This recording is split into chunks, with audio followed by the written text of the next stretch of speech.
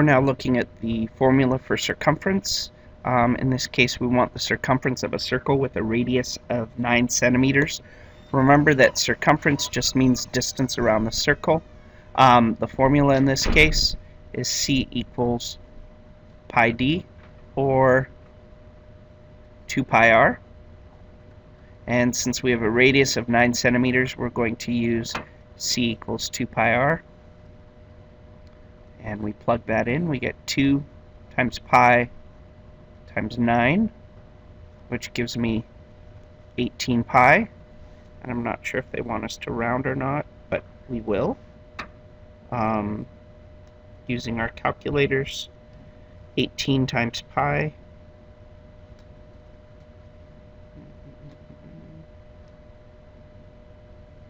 gives us, let's round to the nearest tenth, approximately 56.5 centimeters. Okay? So again, we've got our formula, we plug in our values, and we get 18 pi, which becomes 56.55. So they rounded to 2 decimal places. Okay? Now we'll do another one where it's the radius of a circle, and they've given us the circumference. Again, we are looking for the radius here, so we're going to use the circumference formula that involves using 2 pi r, and this time we have 26 for our circumference. Here we have 2 pi r, and we're going to divide both sides by 2 pi. And the 2's cancel here, and the pi's cancel, giving us r over here. If you do this on your calculator, make sure you put the 2 pi in parentheses so that it does it correctly. And if we do this, we have 26 divided by, in parentheses, 2 times pi. And we should get, I'll do it to 2 decimal places this time, 4.14 meters. So there's our answer. So there's the formula. Plug in 26, divide by 2 pi. And with a calculator, we get 4.14. Here is another type of problem. If we're doing 15 revolutions, that means we're going around this 15 times. So therefore, that's 15 circumferences. And we want to know how far does the tire travel when it makes 15 revolutions. So if we know what 1 revolution would be, then we can figure out what this is by multiplying by 15. If you look, the distance here is 15, and the distance all the way across would be 15 plus 2 times 5.5. That's also 15 plus 11. And so 15 plus 11 is 26 inches. So you have 2 choices. You can use the diameter, or you can use the radius. If we divide by 2, we'd get the radius. But I'm going to use circumference equals pi d. So this gives us pi times 26, or 26 pi. And that's going to round to,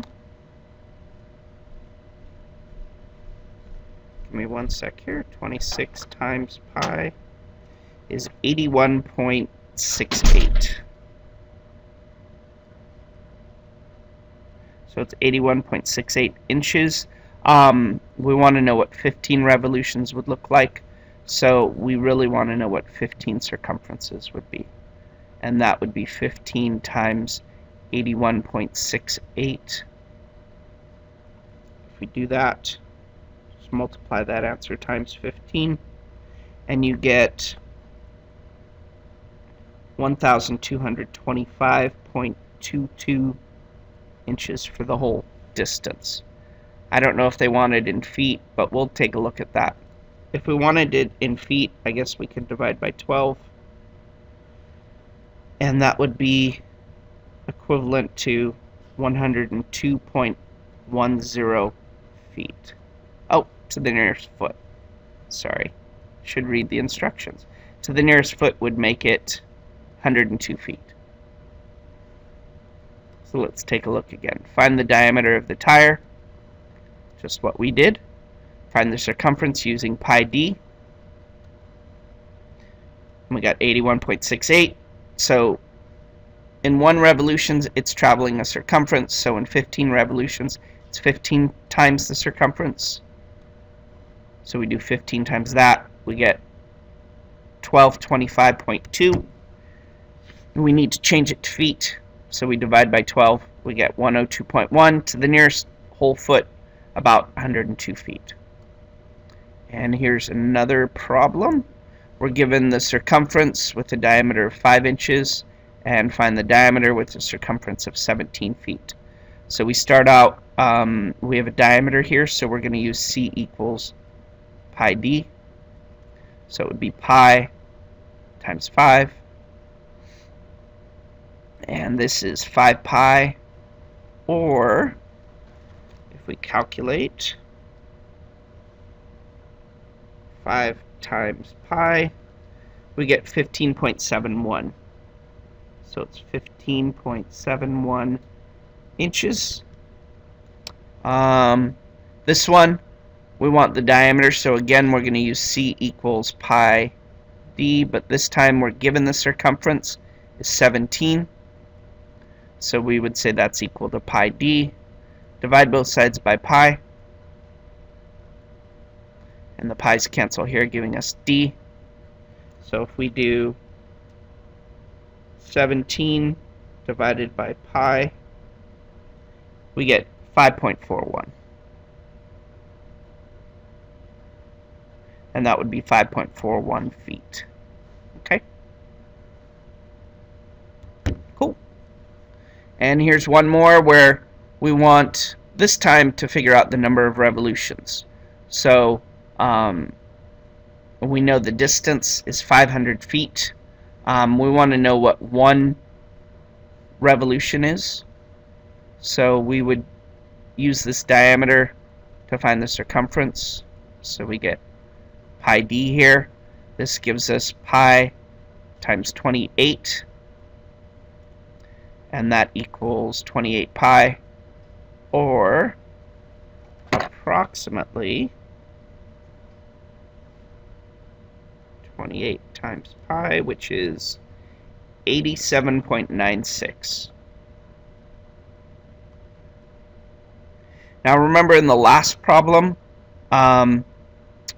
we looked at 1 revolution and we multiplied it times 15. This time, I think what I'm going to do is I'm going to convert 500 feet to inches by multiplying by 12. So 500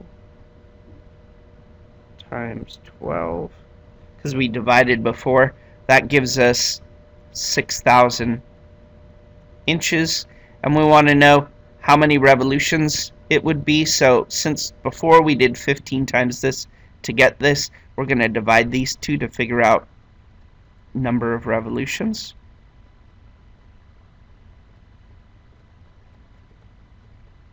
We have to have the same units for both, otherwise it will give us a weird answer. 87.96. And if we do that, give me one sec here. And I would actually, on your calculator, use 26 or 28 pi. That'll be better answer than using the rounded version.